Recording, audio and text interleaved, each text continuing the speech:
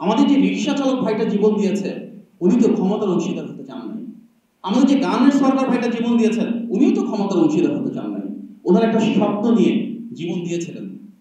যে ছোট্ট শিশুটা জীবন দিয়েছে, যে স্কুলের ছেলেটা নেমে এসেছে, সে তো বুঝতো না ক্ষমতার হিস্সা কি, সে বুঝতো না সংস্কার কি, সে বুঝতো না দ্বিকক্ষ বিশিষ্ট সংসদ কি।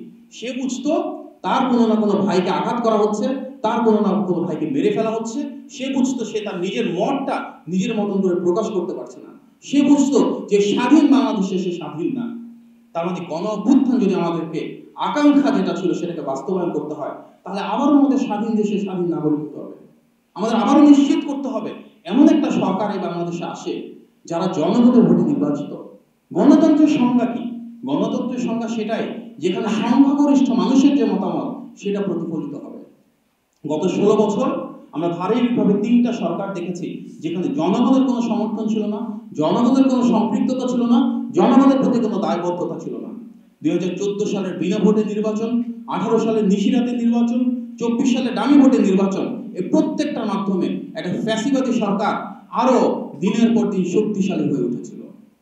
সুতরাং সব শ্রেণী পেশার মানুষের যে গণ অভ্যুত্থান, তার উদ্দেশ্য ছিল সেই সরকার ব্যবস্থা করা যার প্রতি জনগণের আকাঙ্ক্ষা থাকবে এবং যে সরকারের জনগণের প্রতি ভালোবাসা থাকবে, দায়িত্ববোধ থাকবে। সেরকম একটা সরকার যেখানে যে রিক্সা চালক জীবন দিয়েছে তারও আকাঙ্ক্ষা থাকবে যে তার ছেলে এই ঢাকা বিশ্ববিদ্যালয়ে পড়তে পারবে। আবার রাষ্ট্রের যিনি সর্বোচ্চ পর্যায়ে প্রধানমন্ত্রী বা রাষ্ট্রপতি, তারও জবাবদিহিতা থাকবে যে একজন রিক্সা চালক বা পোশাক শ্রমিক তাকে জিজ্ঞেস করতে পারবে তার অর্থের উৎসটা কোথায়। সেটা কোথা থেকে আসবে? সেটা আসবে একটা সাম্য আর ইনসাফের বাংলাদেশ প্রতিষ্ঠার মাধ্যমে। সুতরাং যেও হোক, আমরা বুঝে করি না বুঝে করি, আমরা বুঝে নামি না বুঝে নামি, আমাদের সবার প্রত্যাশা ছিল এমন একটা বাংলাদেশ যেখানে সাম্য প্রতিষ্ঠা হবে, যেখানে ইনসাফ কায়েম হবে। আর সেটা করার জন্য একমাত্র উপায় গণতান্ত্রিক প্রক্রিয়ায় একটি অবাধ, সুষ্ঠু এবং গ্রহণযোগ্য নির্বাচনের মাধ্যমে জনগণের কাছে তাদের রাষ্ট্রীয় ক্ষমতাটাকে হস্তান্তর করা, যেন যেই সরকার আসে সেটি স্বচ্ছ এবং জবাবদিহিমূলক হয়। একটি সরকার যদি চলে আসে গণতন্ত্রের পুনঃপ্রতিষ্ঠার মাধ্যমে, সেই সরকার তাহলে কিভাবে পরিচালিত হবে, সেই সরকারের দায়িত্ব কি হবে? এই জন্য কিন্তু প্রতিটা রাজনৈতিক দলের প্রধান কর্তব্য একটা নির্বাচন হলে যদি রাষ্ট্র পরিচালনার দায়িত্ব আসে তাহলে কিভাবে সেই দেশটা পরিচালনা করা হবে, সেই পলিসি, প্রোগ্রাম, প্রজেক্টগুলো রিফাইন করা, ডিফাইন করা। আমি খুব গর্বের সাথে বলতে পারি যে রাজনৈতিক দলের আমি একজন কর্মী, সেই বিএনপি বাংলাদেশের সবচেয়ে বড় দলই শুধু না, সবচেয়ে জনপ্রিয় দল শুধু না, সরকার গঠন করলে কিভাবে বাংলাদেশের প্রতিটা সেক্টরকে ঢেলে সাজানো হবে সেটার জন্য সবচেয়ে ডিটেইল পলিসি এবং প্রোগ্রামটাও এই বিএনপি ধারণ করে। আজকে বাংলাদেশের সবচেয়ে জনপ্রিয় শব্দ সংস্কার। সবার আগে সংস্কারের কথা বলেছিল বিএনপি 2016 সালে ভিশন 2030 এর মাধ্যমে।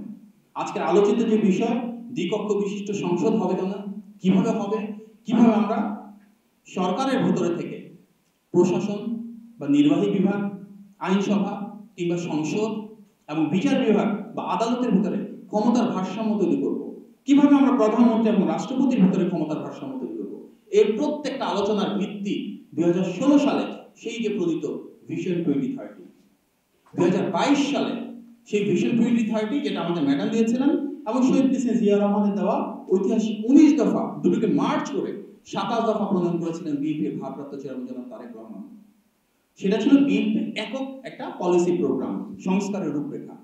পরবর্তীতে 2023 সালে যুগপৎ আন্দোলনের শরীক প্রতিটি রাজনৈতিক দল, সেখানে কিন্তু আজকে যে মঞ্জু ভাই রয়েছেন ওনাদের সাথে কনসালটেশন করা হয়েছে, গণতন্ত্রের পক্ষে প্রতিটি দলের সাথে আলাপ আলোচনা এবং ডায়ালগের মাধ্যমে 31 দফা প্রণয়ন করা হয়েছিল। তার মানে কি এই 31 দফা প্রণয়ন হয় তখনই একটা মোটামুটি জাতীয় ঐক্যের ভিত্তিতে পলিটিক্যাল স্টেক হোল্ডারদের সাথে কনসালটেশন করা হয় এবং আমাদের নেতা জনাব তারেক রহমান জাতির সামনে সেটিকে উপস্থাপন করেছিলেন। আমরা খুব গর্বের সাথে বলতে পারি এই 31 দফাতে প্রথমবারের মতন আসে যে প্রধানমন্ত্রীর টার্ম কি 2 বার বা তার চেয়ে বেশি হবে। এটা বাংলাদেশের আগে কখনো চিন্তাও করে নাই। এমন একটা সময় জনাব তারেক রহমান এই প্রস্তাবনা দিয়েছিলেন যখন সবাই জানতো এটি অবাধ, সুষ্ঠু এবং গ্রহণযোগ্য নির্বাচন হলে ব্যাপকভাবে বিজয়ী হয়ে এসে উনি প্রধানমন্ত্রী হবেন এবং তিনি নিজেই বলেছিলেন পরপর 2 বারের বেশি কেউ প্রধানমন্ত্রী হবেন না। এটা একটা নতুন বিষয়।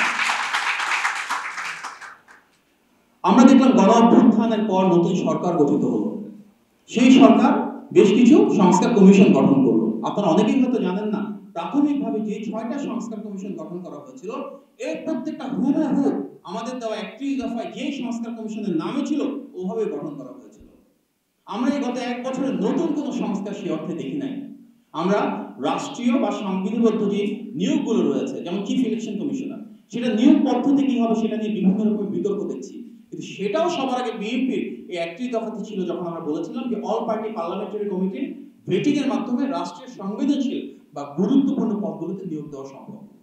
অর্থাৎ বর্তমান বাংলাদেশে সংস্কার নিয়ে যে বিষয়ে আলোচনা হোক না কেন, প্রত্যেকটার উৎস আমাদের 31 দফা, যেটিকে নিয়ে আমরা আনুষ্ঠানিকভাবে 2016 সাল থেকে গত প্রায় 1 দশক ধরে কাজ করছি।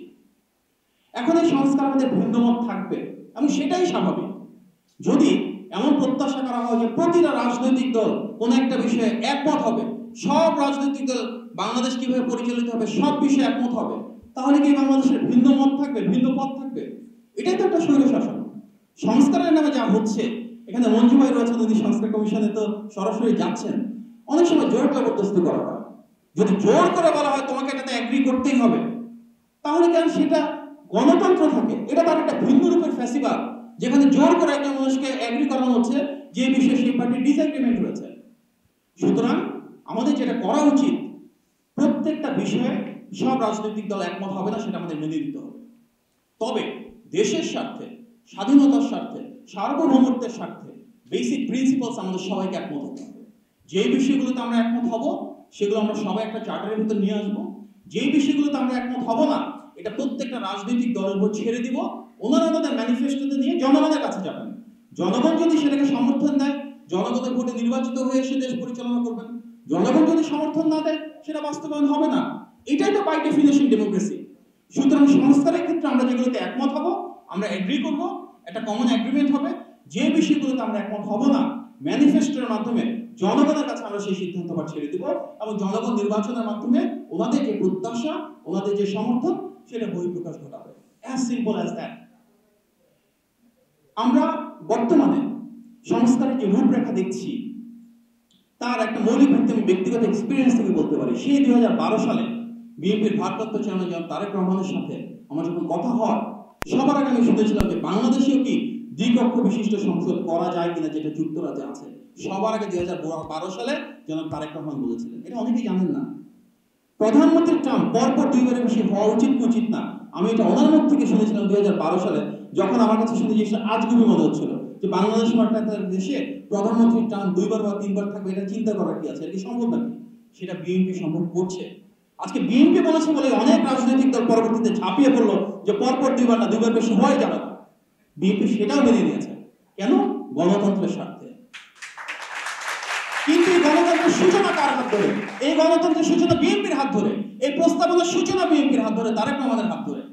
এক অদ্ভুত বাংলাদেশের একটা অংশ আমরা দেখলাম, তারা জনগণের প্রতিনিধিত্ব করে না, কিন্তু একটা নির্দিষ্ট অংশ সংস্কারের যে প্রধান প্রস্তাবক, সেই বিএনপির উপরে আঙুল তোলাচ্ছে, তারা সংস্কার চায় না। কারণ কি? সংস্কারের নির্দিষ্ট কিছু বিষয়ে তারা এগ্রি করছে না। এটা একটা অদ্ভুত অবস্থা।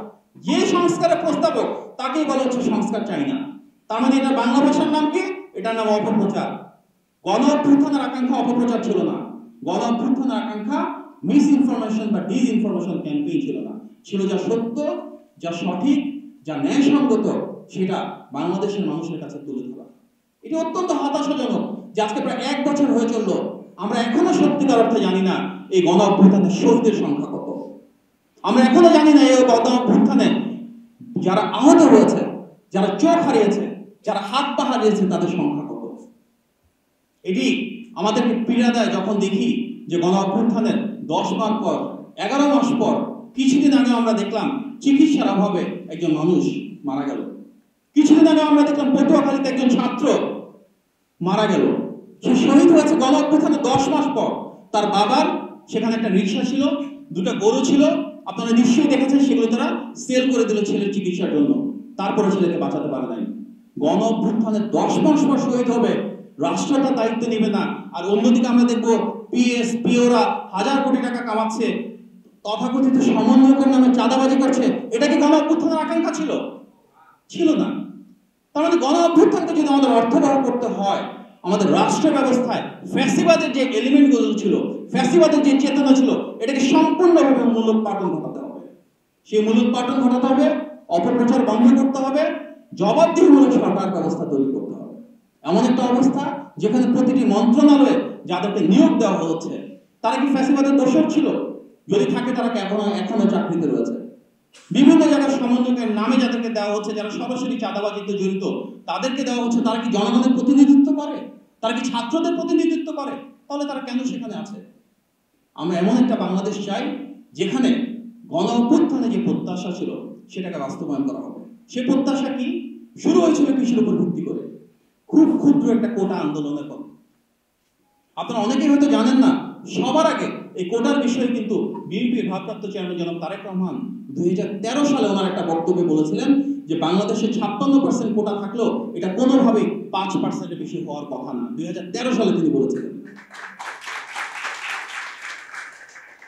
2018 সালের যে কোটা বিরোধী আন্দোলন হয়েছে, নিরাপদ সড়ক যে আন্দোলন হয়েছে, প্রত্যেকটা নৈতিক আন্দোলনে বিএনপির সমর্থন ছিল। এই যে 2024 সালের গণ অভ্যুত্থান, এখানেও কিন্তু আপনারা দেখবেন যেদিন কোর্ট থেকে বিতর্কিত রায় হয় জুন মাসে, সেই দিনটিতে জনাব তারেক রহমানের বক্তব্য ছিল। 16ই জুলাই সবার আগে যেদিন বাংলাদেশে নৃশংসভাবে আবু সাঈদকে শহীদ হতে হলো, ওয়াসিম আকরামকে শহীদ হতে হলো, সেদিন রাতে আপনারা দেখবেন 16ই জুলাই জনাব তারেক রহমানের টুইটটা আপনারা একটা দেখবেন, উনি টুইট করেছিলেন যে আজকে থেকে বাংলাদেশে এক দফায় হাসিনার পতনের চূড়ান্ত আন্দোলন শুরু করা উচিত। আপনাদেরকে আমি আহ্বান জানাবো 16ই জুলাই থেকে 5ই আগস্ট পর্যন্ত এই পুরোটা টাইম জুড়ে আপনারা স্টাডি করুন জনাব তারেক রহমান কি কথাগুলো বলেছেন ওনার বক্তব্যে, কি কথাগুলো উনি লিখেছেন ওনার টুইটের মাধ্যমে, ওনার ফেসবুক পোস্টের মাধ্যমে। This are public documents. এখানে কিন্তু আপনারা তাকালে দেখবেন কিভাবে ধাপে ধাপে বিভিন্ন শ্রেণী পেশার মানুষকে সম্পৃক্ত করা হয়েছে, কিভাবে বিভিন্ন রাজনৈতিক দলকে এখানে সম্পৃক্ত করা হয়েছে। আর এভাবেই কিন্তু গণ অভ্যুত্থান একটি নির্দিষ্ট দল বা গোষ্ঠীর না, হয়ে উঠেছে সর্বজনীনভাবে বাংলাদেশের প্রতিটি শ্রেণী এবং পেশা, প্রতিটি গোষ্ঠীর এবং রাজনৈতিক মতাদর্শের মানুষের, যারা সবাই ফ্যাসিবাদের বিরুদ্ধে ছিল। এবং তার কারণে কিন্তু আমরা 5ই আগস্ট পর্যন্ত এমন একটি বাংলাদেশ পেয়েছিলাম যেখানে একদিকে ছিল ফ্যাসিবাদ, আরেকদিকে বিএনপির নেতৃত্বে ছিল বাংলাদেশের ফ্যাসিবাদ বিরোধী গণতন্ত্রপন্থী প্রতিটি ব্যক্তি, মানুষ এবং রাজনৈতিক দলের একটা সমন্বিত অবস্থান। পুরো বাংলাদেশ একদিকে, ফ্যাসিবাদ একদিকে। তাহলে আজকে 1 বছর পরে আমরা কেন সেখানে নাই? আমাদেরকে সেই জায়গায় যদি ফেরত যেতে হয় তাহলে মনে রাখতে হবে রক্তের মূল্য, জীবনের দাম প্রতিটা মানুষের জন্য।